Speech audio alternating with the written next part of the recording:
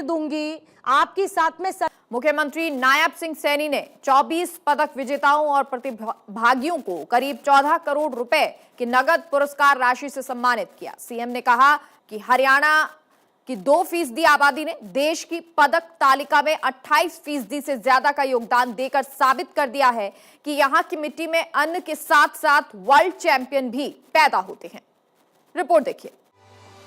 हरियाणा की मिट्टी ने एक बार फिर से दुनिया के खेल मंच पर अपनी ताकत का लोहा मनवाया है। ग्लासगो में तिरंगे की शान बढ़ाने वाले प्रदेश के खिलाड़ियों के सम्मान में पंचकुला में भव्य समारोह हुआ, जहां मुख्यमंत्री नायब सिंह सैनी ने 24 खिलाड़ियों को करीब 14 करोड़ रुपए के नगद पुरस्कार देकर सम्मानित किया। सीएम सैनी ने कहा कि हरियाणा की मिट्टी की सबसे बड़ी खासियत यही है कि यहाँ सिर्फ फसलें नहीं उगती बल्कि वर्ल्ड चैंपियन भी पैदा होते हैं। साथियों, यह खिलाड़ियों की इच्छा शक्ति, आत्मविश्वास और राष्ट्र के प्रति समर्पण का ये परिणाम है। लेकिन इस गौरवशाली अभियान में हरियाणा ने फिर अपनी एक अलग पहचान बनाई है। 24 खिलाड़ी हरियाणा की तरफ से खेले। मुझे गर्व है कि हरियाणा का हर दूसरा खिलाड़ी पदक लेकर के इस पवित्र भूमि के ऊपर आया है। देश की कुल आबादी में हरियाणा की हिस्सेदारी महज 2% है, लेकिन अंतर्राष्ट्रीय मंच पर देश का प्रतिनिधित्व करने में हरियाणा के खिलाड़ियों का दबदबा हर बार दिखता है। ग्लासगो में हरियाणा का जलवा। भारतीय दल के 122 में से 24 खिलाड़ी हरियाणा के खिलाड़ियों ने जीते कुल 11 पदक, 7 गोल्ड, 2 सिल्वर, 2 ब्रॉन्ज पर जमाया कब्जा। देश के कुल पदकों में हरियाणा का 28% से ज्यादा योगदान। भारत ने 39 पदक जीतकर हासिल किया चौथा स्थान। ये पदक महज आंकड़ा नहीं है, यह हरियाणा की खेल प्रतिभा, साथियों मेहनत और जुझारूपन की वह ताकत है जिसने साथियों दुनिया के मंच पर फिर तिरंगे की शान बढ़ाई है।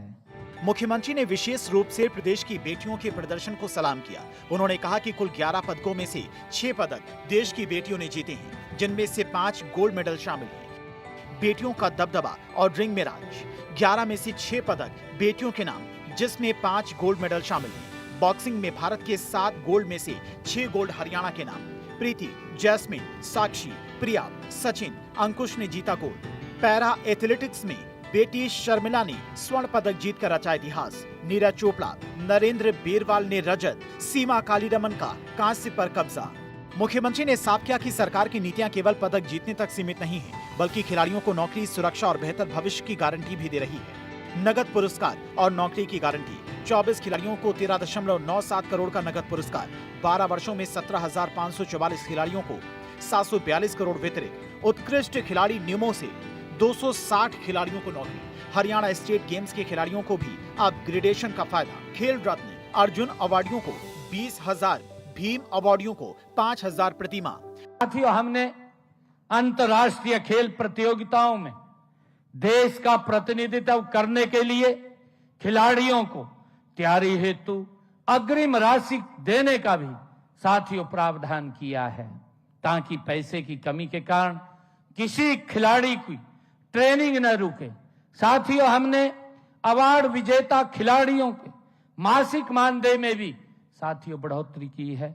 भविष्य के चैंपियन को तैयार करने के लिए गांव-गांव तक खेल नर्सरियां खोली गई हैं। वहीं खिलाड़ियों को चोट से उबारने और वैज्ञानिक प्रशिक्षण के लिए उत्तर भारत का सबसे आधुनिक सेंटर भी पंचकुला में तैयार किया गया है। ग्रास रूट और वर्ल्ड क्लास इंफ्रास्ट्रक्चर। प्रदेश भर में 2000 खेल नर्सरियां स्थापित।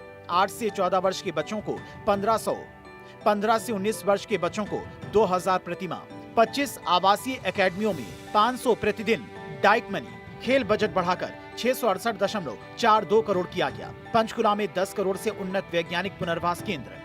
मुख्यमंत्री ने कहा कि प्रधानमंत्री नरेंद्र मोदी के प्रयासों से भारत आगे भी बड़े वैश्विक खेलों की मेजबानी करेगा।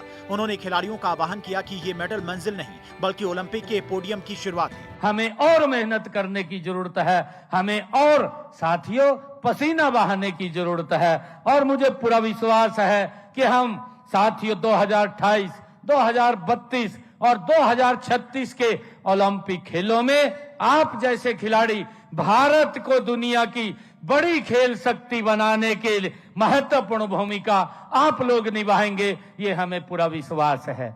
आज ग्लासगो में आपने जो तिरंगा ऊंचा किया है। आने वाले वर्षों में हमें विश्वास है कि आप ओलंपिक के पोडियम पर साथियों फिर से इस तिरंगे को ऊंचा करने का काम करेंगे।